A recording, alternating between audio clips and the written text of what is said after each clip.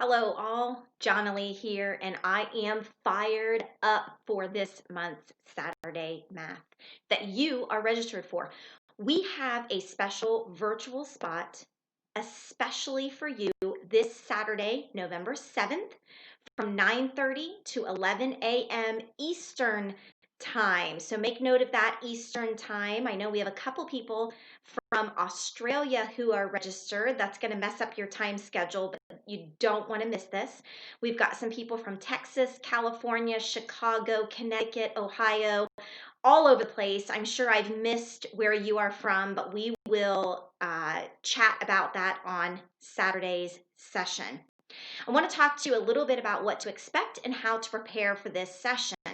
Although it is free, you must have registered, and you are registered if you're seeing this video and it wasn't forwarded to you.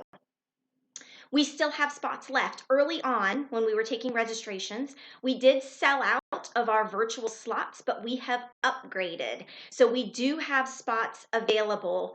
You will need to register through Eventbrite. So tell your colleagues, math teachers, intervention specialists, principals, school leaders, curriculum directors, superintendents, anyone who you think might be interested in improving number sense for students in your school. They can go to eventbrite.com and search Got Number Sense. We're focused all on number sense this Saturday. Because of this upgrade, tell your friends we do have spots available. You will receive on Thursday this week a reminder from Eventbrite of your registration.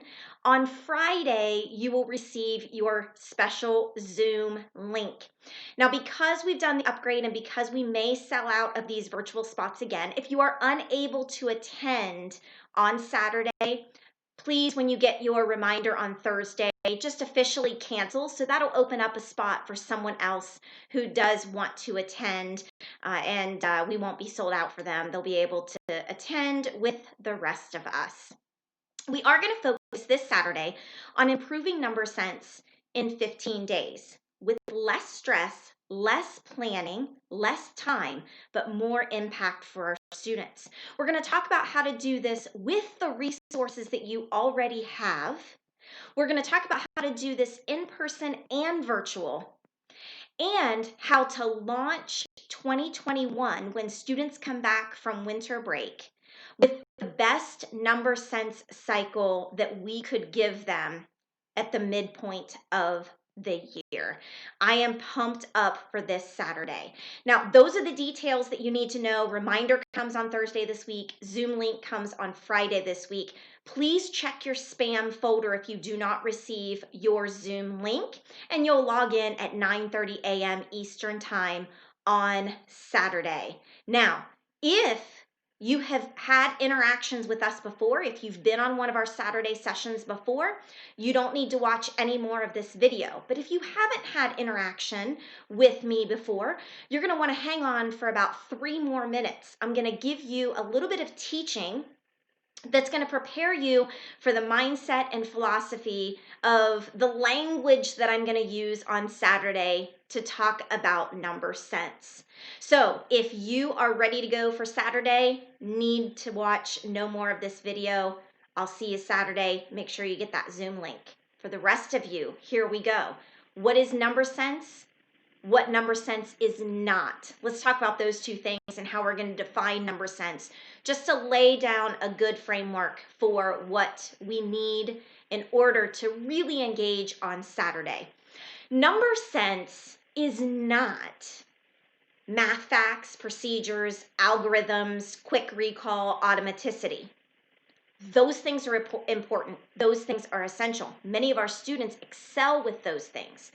But all of those things that I'm saying are not number sense, I'm going to call those things math ability.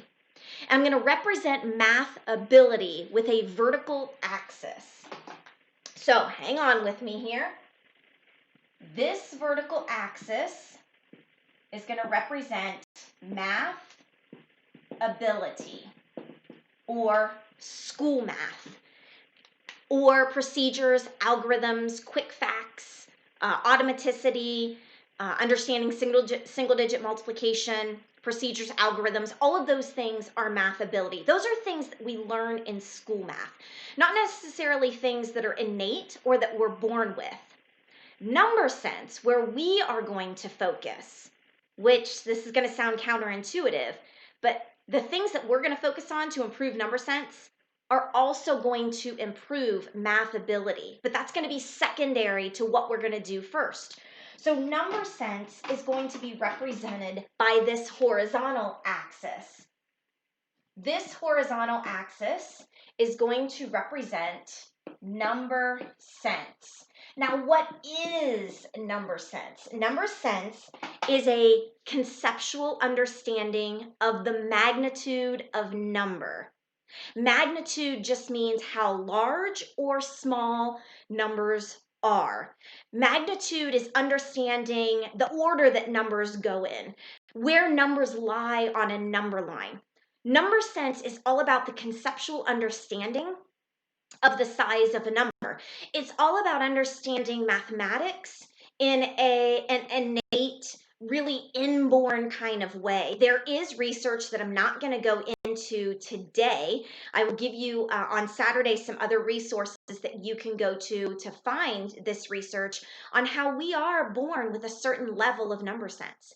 We're not necessarily born with math ability. That's the math that's going to be taught to us, the procedures, the algorithms, the facts, those things that we want kids to just know, area formulas. That math ability piece is going to be easier to access the stronger the number sense we have. But have no fear. If students have a weak number sense, we can improve it quickly and easily with what we're going to learn about on Saturday. And by improving this number sense quickly and easily with the exercises that we're going to practice, it's also going to improve students' access to all math and increasing their math ability. The last thing that I want to mention is where students lie in this understanding. Notice here we've created 4 quadrants. I'm going to call this quadrant 1, 2, 3, 4. 1, 2, 3, 4. I want you to think now about what students' aptitudes are and where they might lie in each of these quadrants. For example, if I have a student that has a strong number sense and a strong math ability, and again, this may sound a little fuzzy, but this is what we're going to be learning on Saturday as well, but I want to give you a little bit of front loading if you haven't had interactions with us before. If students have a strong number sense and a strong math ability, so they've got both of these things, they're going to lie in quadrant 1. These kids I'm going to call true positives. These are kids who perform well. They probably get good scores on tests. They probably get good grades in math. They probably appear to have a really excellent understanding of mathematics. They are true positives. Now, what are quadrant 2 students? Quadrant 2 students, and there are ways that we can assess which quadrant students are in. I'm not going to get into that on this video. Those are the things that we're going to unveil in these Saturday math sessions. But quadrant 2 students have a weak number sense. So they don't have this understanding of number. There's just something missing about how they understand values of number. But they perform really well in school. They have a really high math ability. Maybe they actually have good standardized test scores, or if they take state tests or whatever tests you have in your country, your area, they tend to perform pretty high. But their number sense is low, and many times that's hidden. So if you are thinking of a student that you are placing in quadrant 1, they may actually be a quadrant 2 student. Quadrant 2 students, I'm going to call false positives. I was a quadrant 2 student in school. I thought I was good at math because I could do math. I could do the procedures. I knew my math facts. But until I started really understanding the depth of mathematics and until I started teaching mathematics to kids, I didn't realize how much I didn't know. So I was a perfect example of a quadrant 2. Quadrant 4. Quadrant 4, we're going to go here next. Quadrant 4 has a really strong number sense, but this may be hidden because they have a weak math ability. They probably score low on tests. They perform week in our classes, we think they might need math intervention, but I call these quadrant 4 kids false negatives. What that means is they actually understand more math than we have the ability to extract as a teacher. So I'm going to share ways to be able to quickly and easily assess if students have a stronger number sense than what we think, because all we see and all we have assessed is their math ability.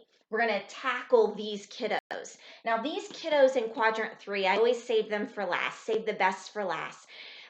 These kids have weak number sense, weak math ability. They struggle in school and they really don't have that understanding. Even as we attempt to extract it, the more and more we find out that they don't know.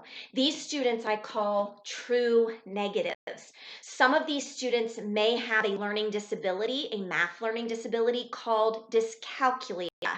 We'll talk more about that in our Saturday sessions also. I know this was a lot of information. Don't feel like you have to know this coming into Saturday, but this is a great front loading for really partaking in the language of how I'm going to give us strategies to improve number sense. This is the foundation that I'm working with as we talk about these quick, simple, easy to implement strategies that you can implement next week in your math class in 4 to 6 minutes a day. I cannot wait to see you on Saturday. Remember, tell your friends, have them register, and I look forward to increasing not only your students' number sense, but your own number sense as well.